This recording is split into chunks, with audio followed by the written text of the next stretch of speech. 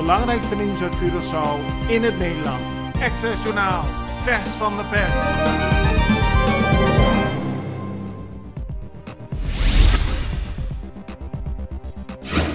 Bij de behandeling van de zaak INEX 2.0 zijn gisteren hoge straffen geëist voor de roof van 600 kilo drugs uit een politiekantoor in Rio Canario.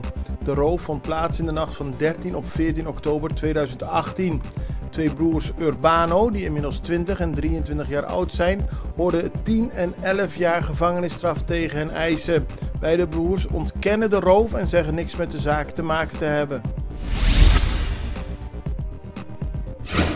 De Extra meldt vandaag dat er binnen de toerismewereld veel onvrede is over een project van minister van Economische Ontwikkeling Rui Sandro Seintje. Hij heeft 3,8 miljoen uitgetrokken om te zorgen dat meer mensen opgeleid kunnen worden om te werken in het toerisme. Er is veel geld uitgegeven, maar er is nog nauwelijks iets bereikt. Ook wordt veel geld uitgegeven voor de huur van een gebouw waar niks gebeurt, aldus mensen in de toeristensector. Na Colectra, nós toma tempo para servir ora com mais de comunibo. Llama-nos sempre de cliente na telefone 0800-035 de Jaluna para Viernes voor die setor de mente te com setor de noite para turno serviço nan of patrão cita. Se você traz cita para sabra, também por hora. Por escolher para trabalhar, riba aqualectra.com e aproveitar a mesura, põe o documento na cerca para visita cerca nós vai mais fácil. Sim, a Colectra su centro de cliente wordt klaar para servir na momento como te comini abo.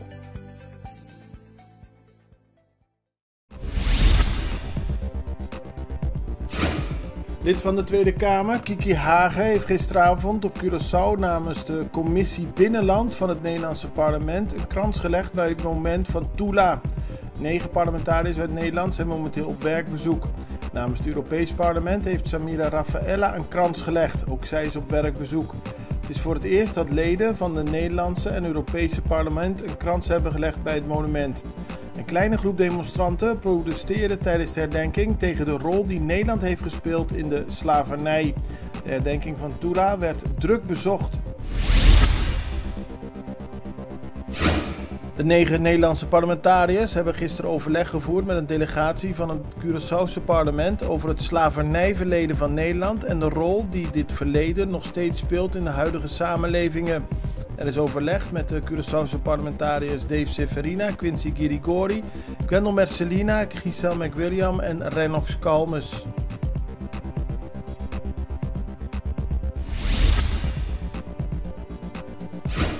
Extra meldt vandaag dat Fons Simon is vertrokken als directeur van Banco di Caribe.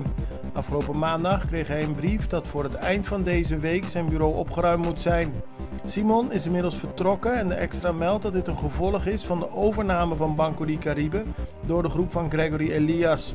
Simon krijgt een vertrekpremie mee en alles is volgens afspraak gegaan, zo meldt de krant.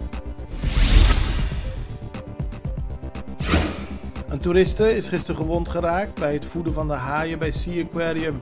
Er zit meestal plexiglas tussen de haaien en de mensen die het eten geven, maar de toeriste gleed deze keer uit en kwam met haar hand in het water terecht.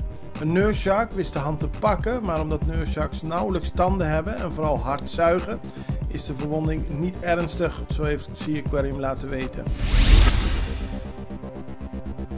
Bij een politiecontrole gisteren heeft de politie een man achtervolgd die niet wilde stoppen, maar juist hard wegreed. Uiteindelijk werd de man aangehouden ter hoogte van Sea-Post aan de Schottegatweg Noord. De man is gearresteerd en wordt verdacht van het stelen van verschillende auto-onderdelen. Het belangrijkste nieuws uit Curaçao in het Nederland. Access Journaal, vers van de pers.